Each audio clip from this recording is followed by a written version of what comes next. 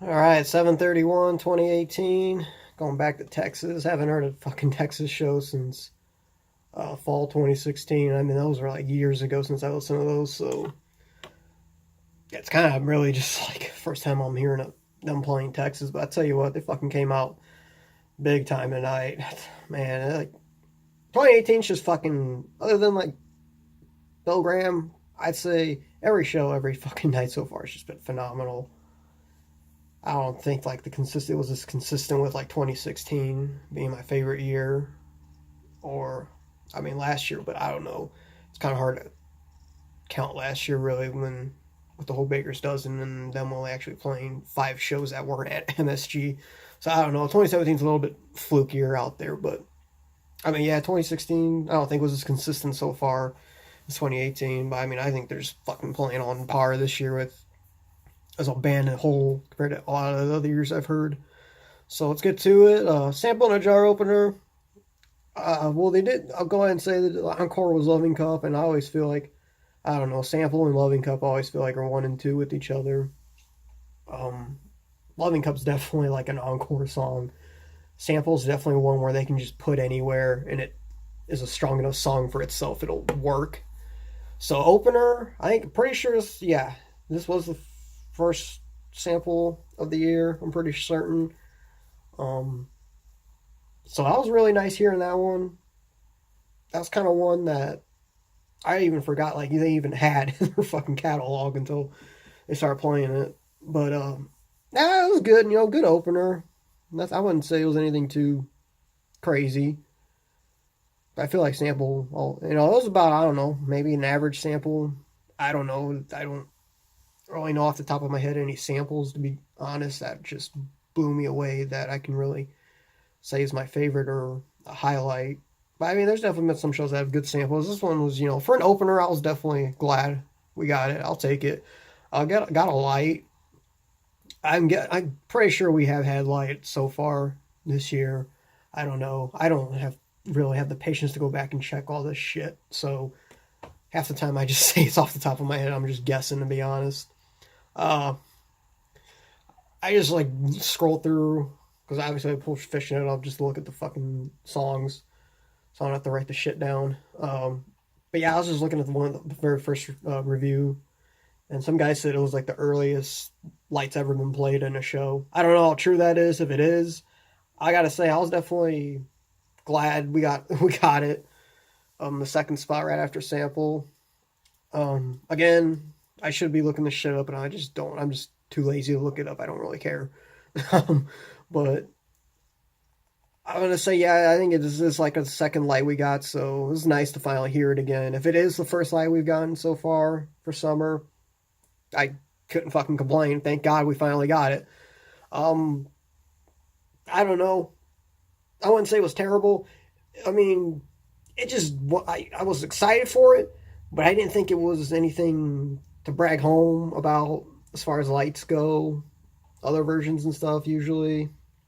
I mean, it was only a second set, you know, or a fucking second song in an opening set, so you don't, you know, I wasn't expecting them to just go balls out with this one. So I mean, it was, I don't know, I was excited we got it. I definitely enjoyed it. Just wasn't, I didn't think it was up to par with a lot of the other lights, you know. But you know, when they're usually second set versions, it's, you know, don't don't expect this one to be the best out there. But so I was glad with that. Then we get a Moma dance. Fucking, like I said before, you want to fucking show an example of a song with Trey's fucking rig for that year, just fucking hit Moma dance, because I swear to God, man, I'm giving this one MVP for first set. That one just fucking, when one came on, I was like, all right, here we go. We're going to get something fucking crazy. It was fucking great. You know, like I said, great use of his rig. Definitely one of my favorite examples of all time for his rig for any fucking year he's gonna play it. This one was really, I like this one a lot. Like I said, I'm gonna give this one MVP for the first set. Segues into Funky Bitch. Funky Bitch is like one of those, I like Funky Bitch a lot, honestly. That one's definitely grown on me a lot as I started listening, and it's definitely the one there's a couple songs that I always like.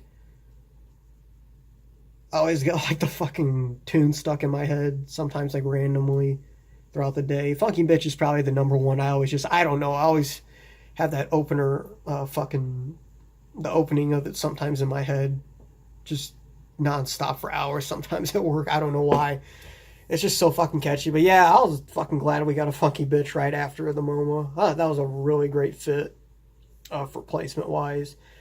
I was gonna, yeah, I definitely give this one honorable mention. And I put on my note top five. Definitely a fucking great version. It was another great example. The use of Trey's rig, just stellar. That one with Moma were both great fucking examples of his rig for this show. Then we get a Heavy Things. Heavy Things is so-so. I mean, I like it. Yeah, I definitely don't hate it. I like it, but it's not one I'm like all up in arms for if they fucking play it. I guess how F Zappa would put it, it's a chomper song, which is probably, yeah, it definitely is. In my book, I definitely agree with him on that. Before we have the same idea of what a chomper is, even though he refuses to answer and define what the actual definition of a chomper is. But if it's my idea of what he thinks it is, definitely, yeah, Heavy Things is a chomper song. But I mean, with this one, it's usually just a so-so song. I don't really think it goes anywhere most of the time, or just stands out to me ever. But Page with his organs and the climax and just at the end was just so fucking bombastic and loud that I was listening to it, I was like, wow, I really fucking dig this one. I wouldn't go as far to give it an honorable. I might, yeah. I guess, yeah, I'll give it an honorable mention just because, I mean, how often are you going to get fucking Heavy Things that stand out? I mean, for me at least personally. But I'll give that one an honorable mention just because of the climax with Page, his role in that. And I don't know, it just turned an average so-so Heavy Things into a fucking, wow. I was really impressed with this one. This one really clicked with me. Theme from the Bottom after that. Like theme, got it at my clip show. Definitely, like an example. When they come out of like the jam and they're doing the, from the top, from the bottom thing. And then they, go right into the end. This is like one of my favorite, I don't know how you put it, like come back out of a jam, right back into the song. It's one of my favorite with the rip chords and stuff, and like a lot how like Rogue is too when it comes out of the jam and goes into the rip chord and shit like that. This is definitely one of my favorite out of jam back into the songs. How they do it with this song. So I was glad, yeah, I was definitely feeling it with this one, with this show. Can't remember. I know we've gotten it before. So far in this summer, I just don't remember which show. But these are two. This is the one I definitely want to go back and listen to the other one and see which one is better. So Love Theme. Glad we got that one. Brian and Robert.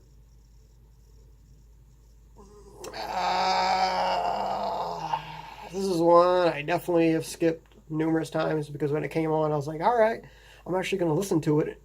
And I was like, I know I don't like this because I fucking skip it and I have no idea what it is. And yep, pretty much just got through it and was like, yeah, that's exactly why I skip it. So, only really, weakest song of the whole fucking show. I don't know if you really count I Didn't Know as a fucking song, but we'll get to that in a sec. And we get Halfway to the Moon. Oh, and one of my favorite fucking Pages songs. What I love about this one is the Arabian, like, fucking feel vibe Trey has with his, how he plays it in this song. I don't know. To me, it just sounds like fucking Aladdin. Like, I don't know why. It just sounds like Arabian Night fucking Aladdin flying around on the carpet with what's the monkey's fucking name? Abu or whatever. Fucking just smoking hash or some shit, just fucking flying around in the middle of the night on the carpet. But that's what I always fucking picture when I hear this one. But yeah, I like this one. It's definitely one of my favorite Page songs. I honestly kind of think about it. I'd say either this one or Home is probably my favorite Page songs. Probably my two definite favorites of all time. And I would only say Home because I did get home at Dick's. And I didn't realize it when I was there, how really fucking good it was, or how lucky I was to get that. But going back, coming back home listening to the album, I was like, wow, fucking Home's really fucking great. So Halfway to the Moon was definitely glad to get that one as well. A lot of those fucking songs first set I was glad we definitely got. Sample, Light, Theme, Funky Bitch, Halfway. I was definitely really glad we got a lot of these songs. Then we get the Line. Line's just, dad rock. I mean, you could count it as a Trumper song. I don't know. It's so-so. I like it, but I don't. It's nothing I'm gonna brag about, if I get at a show either. Then we got I Didn't Know.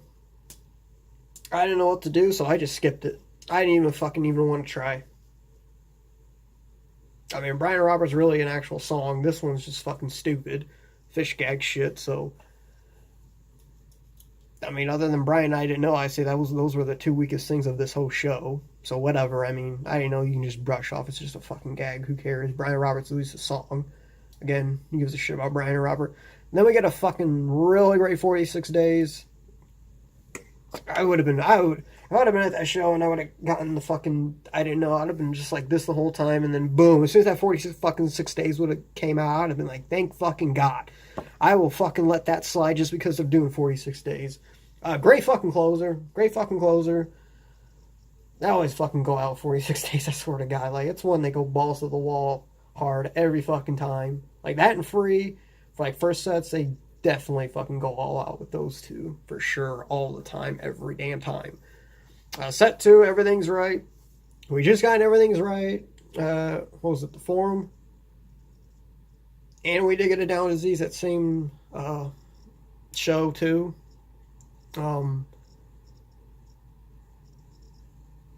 This Everything's Right was definitely by far my fucking favorite one so far, without a fucking doubt. And I checked the timestamp, 19 minutes, kept me fucking focused from start to fucking finish. This was one I fucking like. I was like, holy shit, this is 19 fucking minutes. I wish this one would have kept going. I could have fucking done 25 minutes of this shit, I swear to God. MVP for the second set, no fucking doubt. Really fucking phenomenal. Just really came out. The other versions have been good. Definitely good. Well, this one fucking just rocked it.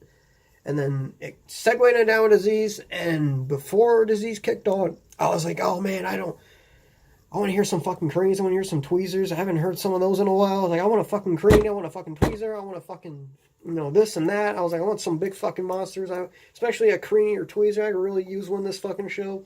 When Disease came on, I was kind of like, we just got that one at the Forum, and I didn't really think too much of that one, so I was kind of not feeling this one. Well, this one really fucking stood out so much more better than the Forum. I was really getting into this one.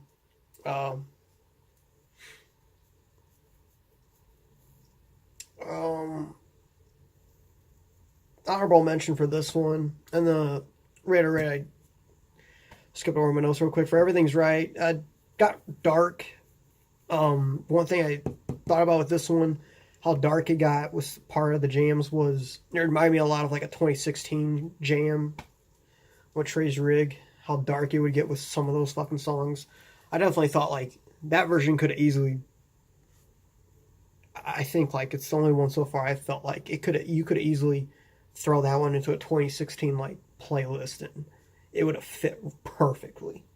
I mean, if you can tell the difference between years and rigs by which year, and all that, you'd probably be able to tell it's not 2016 actually, but it was definitely so dark enough that I felt like it would have fucking fit right in with the 2016 show.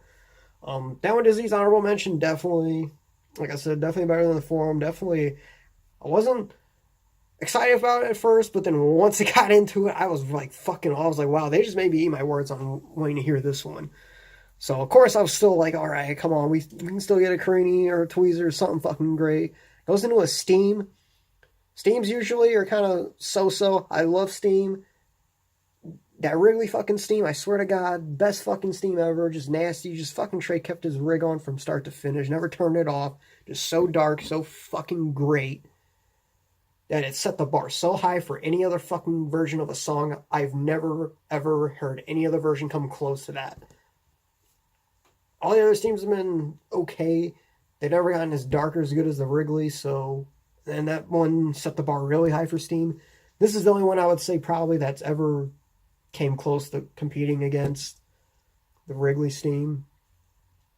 And definitely just I feel like he really used his rig like pretty heavy with the jam and the solo on this one, and I think that kind of what made. I mean, it definitely what made the Wrigley Steam so great because he had his fucking rig on from start to finish and just choked that some bitch the whole fucking way. Um, yeah, definitely competed. Definitely stood out. Honorable mention without a doubt. If everything's written down with Disease when it fucking came out as bombastic as they did, I definitely give an MVP to Steam without a fucking doubt. But yeah, again, just this show, just great examples of Trey's rig. Moma, Funky, everything's right. That made down Disease a little bit. I'll give it a little nod. But definitely Steam. Definitely really glad with this version. Then it goes into Seven Blow. Seven Blow is not one how did I describe it? The jam was more like it's a slower song, but it's not like a ballad or super slow. It was more just like the other three songs. I'd have been going wild for. This one was kind of just like a little bit of a slow sway song for me. Just I'm still getting in the groove with the fucking set and everything. I still think they were doing good. But, I'm not bouncing around and shit like I would have been with the other three. But no, yeah, Seven Below, good version for what it is. Definitely, I like it, but not one I'm gonna brag about if I get it necessarily. Goes into Dirt. Did get Dirt like one of the first couple shows and said I would keep my ear open and if they play it again. Definitely did. Yeah, I like Dirt. I can do fucking Dirt for sure from now on. I definitely fuck with Dirt. But then it goes into the Wedge, and I felt like, I don't know why, but I just felt like Dirt and the Wedge was just a really great combo 1-2 piece right there. I thought those worked really well together. I don't know. I didn't think the Wedge stood out any different than most of the other Wedges, but like I said, I thought great placement coming out from Dirt. Definitely a good 1-2 combo. Got a Wilson then after that. At this point I was bummed. I was like, yeah, we're not going to get Carini or fucking Tweezer at this point probably. But now we got Wilson, and I was like, this was another one. I was like, oh man, I haven't heard this one in so long that I kind of fucking forgot that. This one's, I should be praying we get this one at some point. But no, so we got a Wilson. I don't think it was anything. I think it was pretty short. Yeah, that timestamp was 4 minutes on that one, so pretty fucking short. But I mean, it's also late in the second set because they went into the last song, Run Like an Antelope. Not surprised.